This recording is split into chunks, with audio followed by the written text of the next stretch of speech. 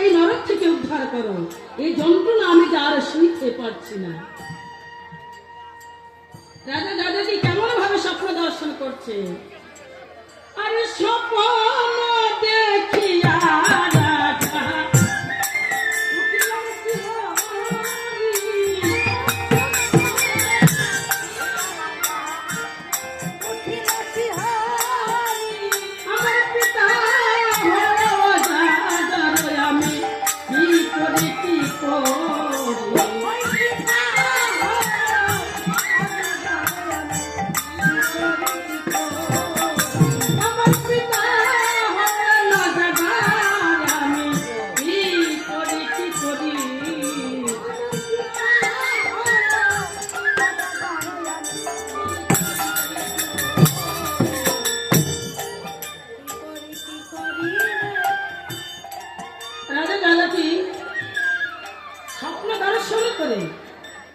ঘুম থেকে চমকে উঠেছে, মনে মনে চিন্তা করছে, তাই তো আমি কি স্বপ্ন দর্শন করলাম, আমি কি স্বপ্ন দর্শন করেছি নাকি আমি সত্যি দেখছি কোনটা। পিতা যেন আমার ডাকিতে বলছে, যজাতি তুমি তো আমার যোগ্য পুত্র, তুমি আমাকে এই নরক থেকে উদ্ধার করো বাবা।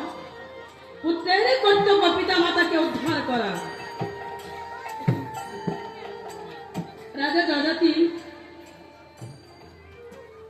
ভেবে চিন্তা আর কুল পাচ্ছে না তার পিতাকে কেমন ভাবে উদ্ধার করবে। হঠাৎ মনে পড়ে যায় কুলগুরু অগস্ত্য মুনিবরের কথা। কুলগুরু অগস্ত্য মুনিবরের কথা যখন মনে পড়ে যায় রাজা যজাতি মনে মনে চিন্তা করছে, তাই তো আমি জানবো আমার কুলগুরু অগস্ত্য মুনি ঠাকুর আছেন, তার কাছে আমি জানবো, তার কাছে আমি বিধান নেব কেমন ভাবে আমার পিতাকে এই নরক থেকে উদ্ধার করা যায়। তাই রাজা যজাতি আমার কি করেছে, কুলগুরু অগস্ত্য মুনি বাড়িকে স্মরণ করে ডাকতে বলছে, কোথায় মুনি ঠাকুর, কোথায় মুনি ঠাকুর, একবার আপনি আমার সম্মুখে এসে দেখা দেন মুনি ঠাকুর। যজাতি একটিবার খুলে বলো বাবা, তুমি কেন আমাকে স্মরণ করেছো। মনে ঠাকুর দয়া করে আপনি আমার নাম গ্রহণ করুন মনে ঠাকুর।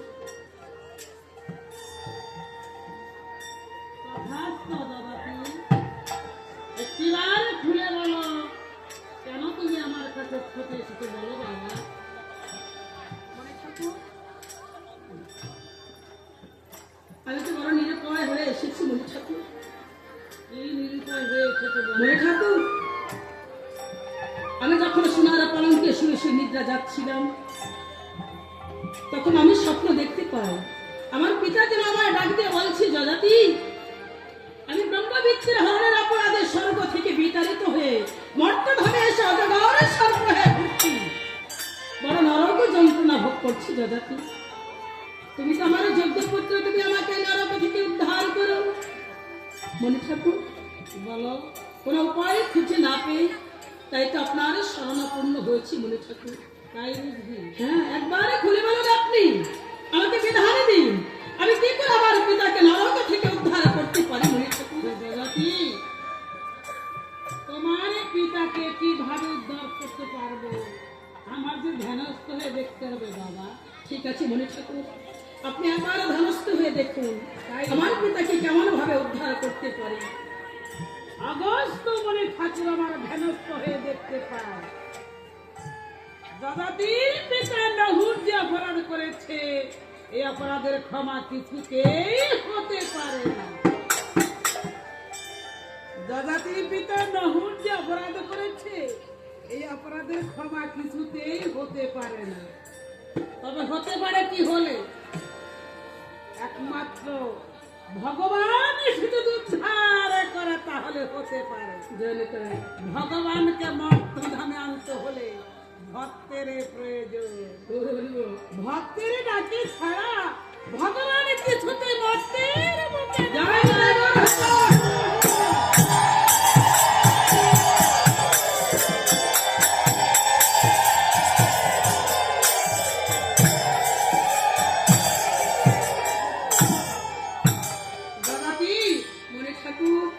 তোমার পিতাকে উদ্ধার করতে হলে তোমাকে কঠিন ব্রত করতে হবে। মণি ঠাকুর, হ্যাঁ, যত বড় কঠিন ব্রত হোক না কেন আমি করবো মণি ঠাকুর। আমার পিতাকে যে আমাকে উদ্ধার করতেই হবে। তাহলে তুমি শ্রবণ করো। বলুন মণি ঠাকুর। তোমার পিতাকে উদ্ধার করতে হলে তোমার জীবনের ধার্য মণি ঠাকুর, নরমের যজ্ঞ, আমি তো জীবনে কোনোদিন এই যজ্ঞের নামও শ্রবণ করিনি মণি ঠাকুর। আর এই নরমের যজ্ঞ কেমন ভাবে করতে হয় তাও আমি জানি না মণি ঠাকুর। দাদাটি, এই নরমধ্যা যজ্ঞ কিভাবে করতে হবে, কিসের কিসের প্রয়োজন, আমি তোমাকে একটা করে সব কথা বলে দেব। তাই হবে মণি ঠাকুর, আপনি আমাকে খুলে বলুন। শ্রবণ করো। নরমেধা যজ্ঞ করা সেবন কঠিন।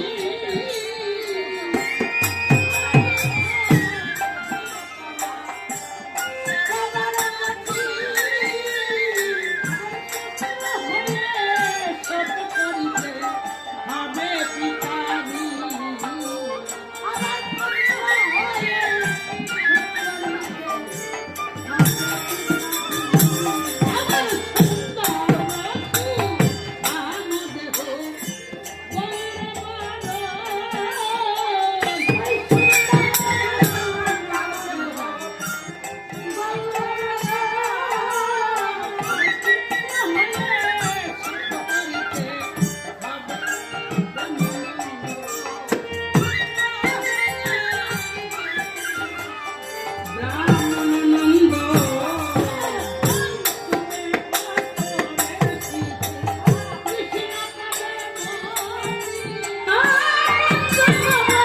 আচরে শিশু কৃষ্ণ পদে মন্দি।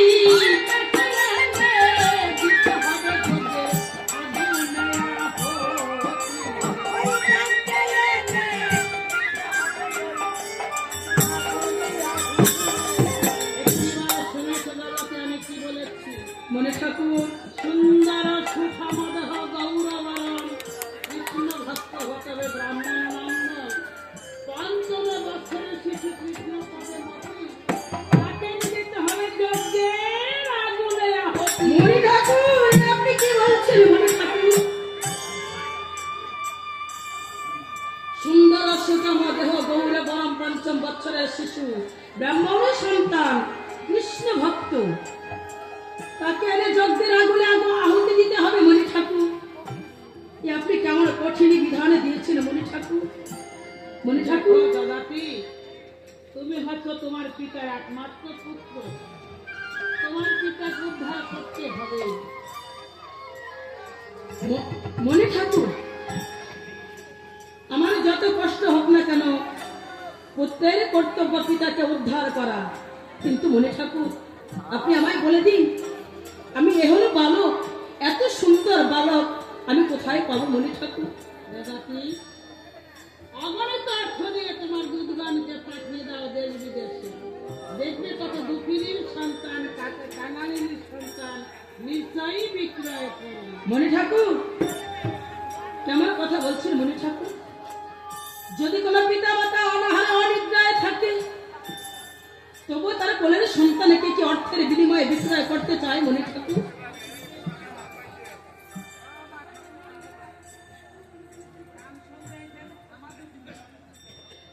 অনাহারে অনিদ্রায় যদি কোলের সন্তান মারাও যায়, তারপরও কোনো পিতা মাতা চায় না তার কোলের সন্তানকে বিক্রয় করতে। মণি ঠাকুর, ঠিক আছে মণি ঠাকুর, আপনি যখন বলছেন, আমার তো টাকা পয়সা সোনা দানা মণিমুক্তার কোনো কিছুর অভাব নেই, আমি সব কিছু দিয়ে রাতে পরিপূর্ণ করে এই দেশে বিদেশে পাঠিয়ে দেব।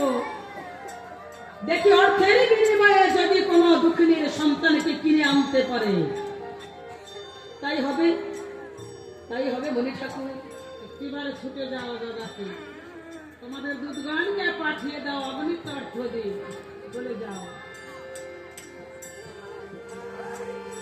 মণি ঠাকুরের কাছ থেকে বিদায় নিয়ে রাজা দাদাটি কি করেছে, তার দুধগানকে ডাকতে বলছে, দুধগান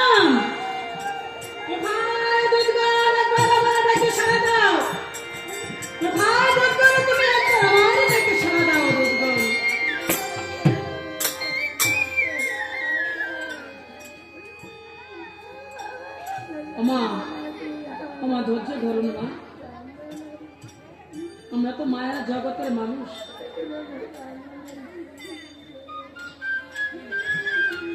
এজন্য আমরা সবাই বেশিরভাগ মায়া কান্না কাঁদে।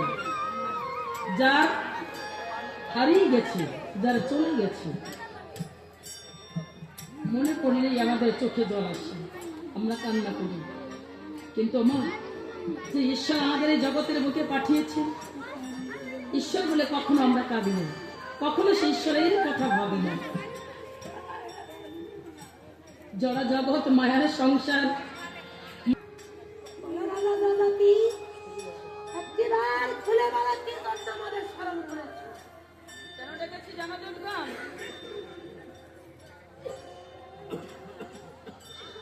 দেখেছো ওই তো আমার রাতে পরিপূর্ণ রাত সোনা দেওয়া মনে মুক্তা দিয়ে পরিপূর্ণ করে এই দেশে বিদেশে ছুটে যাও, দেশে বিদেশে ঘুরে ঘুরে দেখবে যে যদি ভক্ত পঞ্চম বৎসরের বাবাকে কৃষ্ণ ভক্ত ব্রাহ্মণের সন্তান, তাকে অর্থের বিনিময়ে তোমরা কিনে আনবে দুধগণ।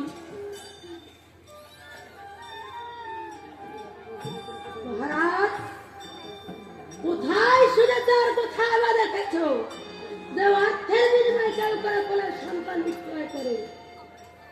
আমরা এ কাজ কিছুতেই পারবো না। শোনো দুধগণ, আমি জানি অনাহারে অনেক জায়গায় যদি করে সন্তান মারাও যায়, কোনো পিতা মাতা চায় না অর্থের বিনিময়ে তার সন্তানকে বিক্রয় করতে। এখানে তোমাদের একটু ছলনার আশ্রয় নিতে হবে।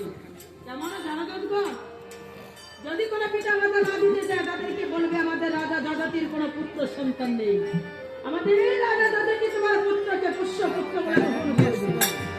এই ছলনার আশ্রয় নিয়ে তাদের কাছ থেকে কিনে আনবে। যাও দুধগণ।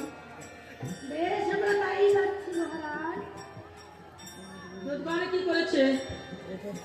রাজা জগতির কাছ থেকে বিদায় নিয়ে রাত সোনা দানা বলে মুক্তা দিয়ে পরিপূর্ণ করি, কেমন ভাবে আজ দেশে বিদেশে ছুটে যাচ্ছে।